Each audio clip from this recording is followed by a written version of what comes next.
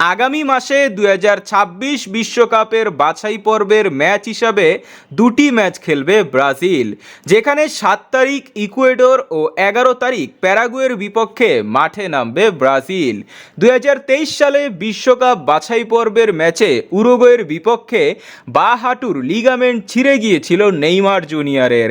এই গুরুতর ইনজুরির কারণে 11 মাস 7 দিন ধরে মাঠের বাইরে আছেন তিনি, খেলতে পারেননি কোপা আমেরিকা।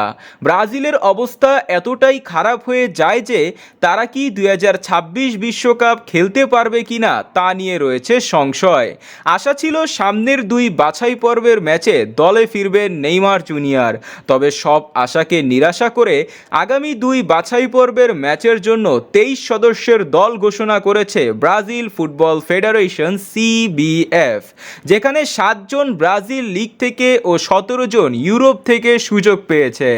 এক ঝাঁক তারুণ্য সম্পন্ন দল গঠন করেছে দরিবাল জুনিয়র, তবে দলে নেই অভিজ্ঞ নেইমার ও ক্যাসামিরো সহ কেউই। কেন নেই নেইমার জুনিয়র? নেইমার না হলে ইনজুরিতে আছেন, ক্যাসামিরোকে কেন নেওয়া হলো না?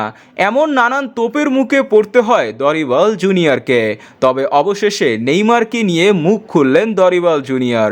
তিনি বলেছেন, অবশ্যই নেইমার তাদের জন্য গুরুত্বপূর্ণ খেলোয়াড়। ব্রাজিলের হয়ে তিনি কি করেছেন তা কেউ ভুলবে না।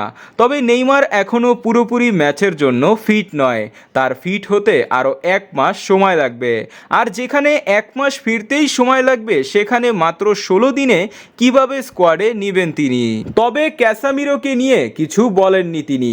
তবে এবার নতুন করে দলে সুযোগ পেয়েছে এস্তাভিও উইলিয়ামস, লুইস হেনরিকেজ সহ রিয়াল মাদ্রিদের সেরা 3 খেলোয়াড়।